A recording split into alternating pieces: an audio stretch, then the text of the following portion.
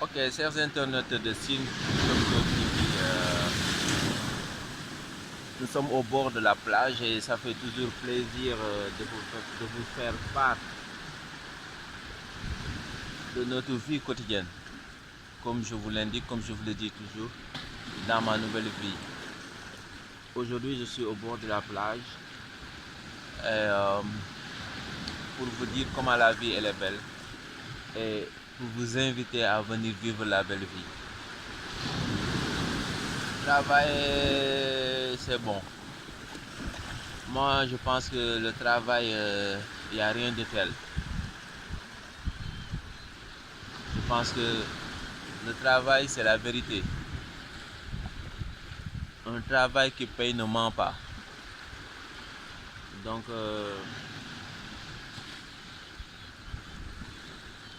il est préférable de travailler dur. Mais il est aussi préférable de vivre le fruit de son travail. Vraiment, beaucoup de choses m'ont marqué durant mon voyage à l'étranger. Et la chose principale qui m'a marqué, c'était au moment de mon retour. J'ai rencontré un vieux presque paralysé et qui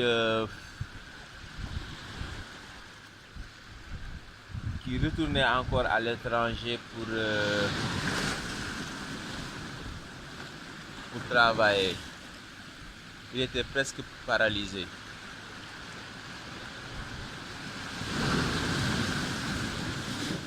Il était sur une chaise roulante. Vraiment, je sais pas, des fois, qu'est-ce qui fait que ces choses arrivent à nos chers frères. Vraiment, vraiment, j'ai de la pitié pour certaines personnes. J'ai vraiment de la pitié pour certaines personnes qui n'ont pas eu le temps de déguster le fruit de leur travail. Certains sont morts en cours de route.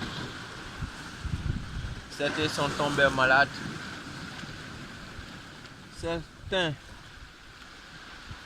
ont cru avoir réussi leur projet, leur intention, leur objectif, tout ce qu'ils rêvaient de faire.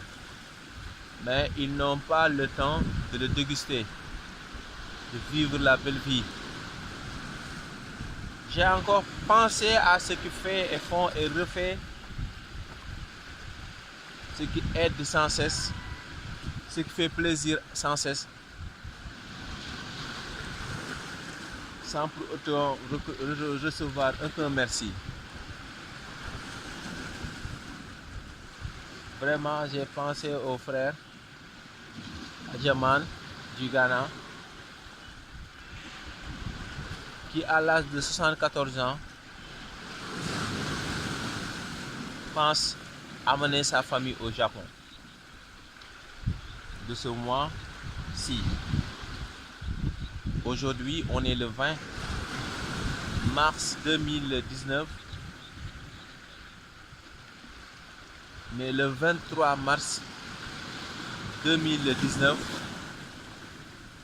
il va faire venir sa famille du Ghana pour les loger au Japon. Il a 114 ans. Vraiment, j'étais halluciné. Et j'ai pensé aussi à mon frère Noah,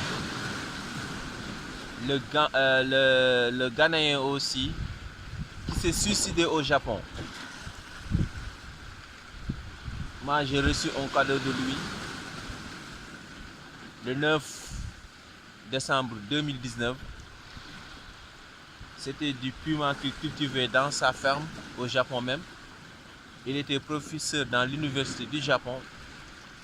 Il était une personne vraiment respectée. On l'a trouvé mort dans sa chambre au Japon.